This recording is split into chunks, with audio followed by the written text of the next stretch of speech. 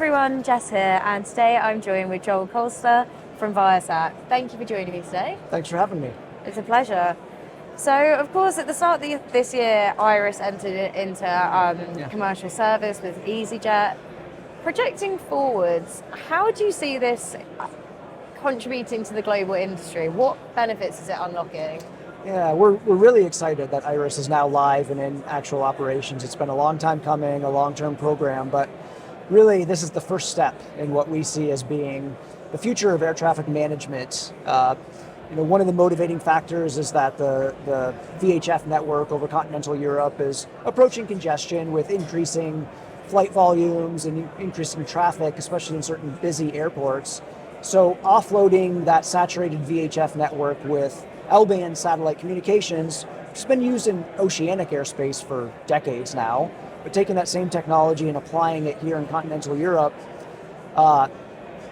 it helps offload those saturated networks, but because it's such a capable communications link, it really allows more advanced operations. So sharing the extended predicted profile, the optimal trajectory that the aircraft would like to fly with air traffic control will allow air traffic control to both manage more flights in dense airspace volume, but also manage it a lot more efficiently. Let it fly those continuous descent procedures, less step downs, less thrust, less drag on descent, more optimized flow into the airspace and into the terminal area, things like that.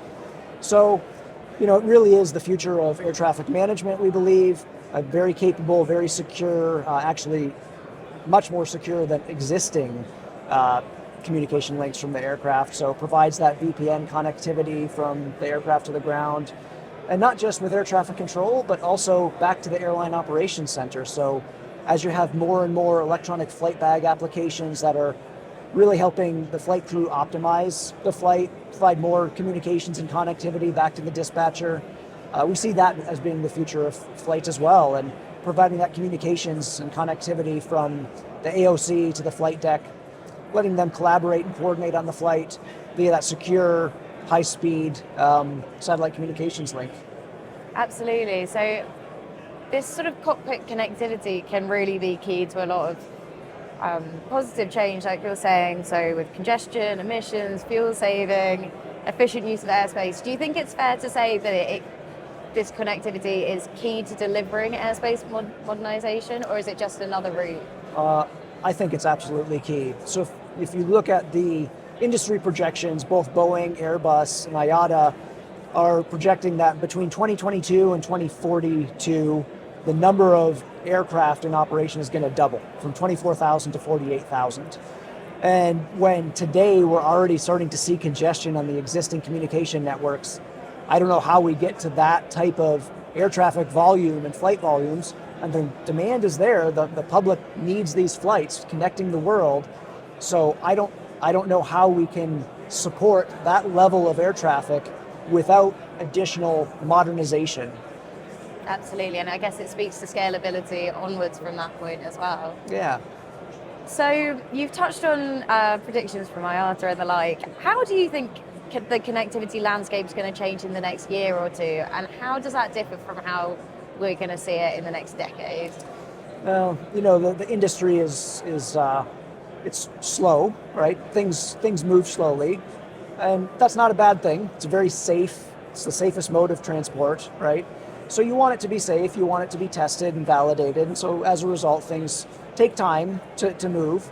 And aircraft fly for 30 years. So aircraft that are being delivered today with this capability will be flying for the next 30 years with the same capability. So it's really critical to be able to demonstrate the value of it, to be able to have it in operations. And that's why we believe Iris going live this year is such an important step. It shows airlines that this is reality. It's available today. It's being used in operation. The performance has been extremely good so far.